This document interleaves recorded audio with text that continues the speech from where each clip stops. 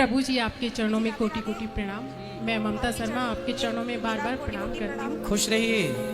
महाराज जी, आज मैं पहली बार यहाँ आई और मेरे बहुत सारे सवालों के जवाब मुझे मिल गए जो मैं रोज परेशान हो रही थी, तो वो आपने कथा में बहुत सारे बताए। क्या क्या जवाब चाहिए था? अब मुझे बहुत सारे थे, आपने रिश्तों के लिए जो बताया कि ये ऐसा मिला, तो मैं बहुत थी कि मुझे ही ऐसा क्यों मिला, तो वो मेरे कर्म थे कि वो मुझे जो ऋण चुकाना है तो वो तो निश्चित ही मुझे चुकाना है, लेकिन प्रभु की भक्ति से उनको और सरल बनाया जा सकता है। महाराज जी, मैं आपकी ये कृपा चाहती हूँ कि जब भी मैं पूजा करती हूँ, वैसे तो मेरे मन में हमेशा राम जी कृष्ण जी रहते हैं, ठाकुर जी की कृपा भी रहती है मुझ पर, और कई बार तो ऐसे लगता है जैसे ठाकुर जी हाथ पकड़ के नैया पार कर रहे हैं, लेकिन मैं प्रॉपर पूजा नहीं कर पाती।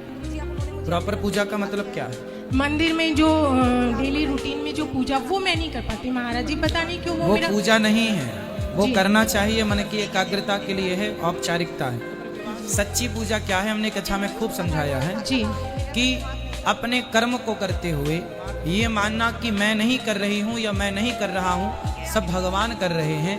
जो चलते फिरते ये मान ले कि भगवान ही सब कर रहे हैं, आज की कथा में भी हमने इस बात को टच किया था जी। तो ये मान ले जो आदमी कि सब भगवान के हाथ में है, आज ही हमने बताया हानि लाभ जीवन मरण यश, जो मान ले सब भगवान की इच्छा से है, तो वो चलता फिरता ही भक्त है। बैठ के भक्ति करना, नहलाना धुलाना भगवान को, वो सही है, पर आप नहीं कर पाते तो आप ये ना समझो कि हम भक्ति नहीं कर रहे हैं, सब भगवान कर रहे हैं, ये मेंटलिटी बना लेना भी भक्ति। सर मेरा महाराज जी एक और क्वेश्चन है, जब भी मैं रामायण जी पढ़ने की कोशिश करती हूँ, मेरा भी मन करता है, लेकिन कृपा है मुझ पे, प्रभु की बहुत कृपा है, क्योंकि बहुत सारे ऐसे काम आते हैं, कई बार हॉस्पिटल से ऐसे कुछ आते हैं, तो मेरे एक फोन पे वो हो जाते हैं, तो मैं कहती हूँ ठाकुर जी ने कर दिया, करते हो तुम कन्हैया, नाम मेरा हो रहा है, ठीक। तो लेकिन जब जैसे भी मैं रामायण जी कुछ पढ़ना चाहती हूँ तो मुझे उबासी आने लगती, मतलब मैं पढ़ नहीं पाती, तो ऐसा क्यों, लेकिन मैं पढ़ना भी चाहती हूँ।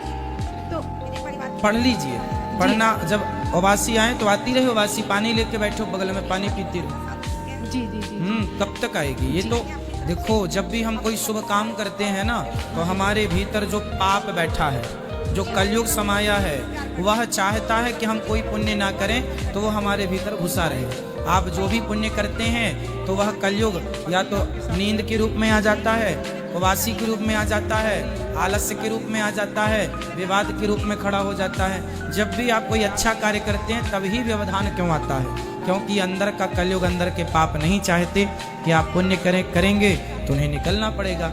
इसलिए महाराज जी कुछ काम तो मेरे से ऐसे हो जाते हैं कि मुझे खुद को भी नहीं पता होता, जैसे कुछ आश्रम में कहीं गई और किसी के हॉस्पिटल की। महाराज जी एक और सवाल है, मुझे पता है बहुत सारे लोग आपसे सबको पूछना है, इसलिए थोड़ा थोड़ा समझ लीजिए सब। महाराज जी जब हमें हमारी लिमिट्स पता है तो ठाकुर जी इतने बड़े सपने क्यों देते हैं कि कई बार वही जुनून दिमाग में घूमता रहता है कि अब ये कैसे पूरा होगा और उसका कोई रास्ता भी नजर नहीं आता। भगवान सपने नहीं देते, सपने हम और आप अपने से देखते हैं जी। भगवान सपने नहीं देते, भगवान तो सपने में खुदा के दर्शन देते हैं कभी कभी। बाकी भगवान नहीं कहते कि तुम इतना बड़ा सोचो, ये करो, भगवान कहते हैं सोचो ही मत, जो होना है वो मैं कर ही दूंगा, तुम्हारे सोचने से क्या होना है। इनको दो भैया को।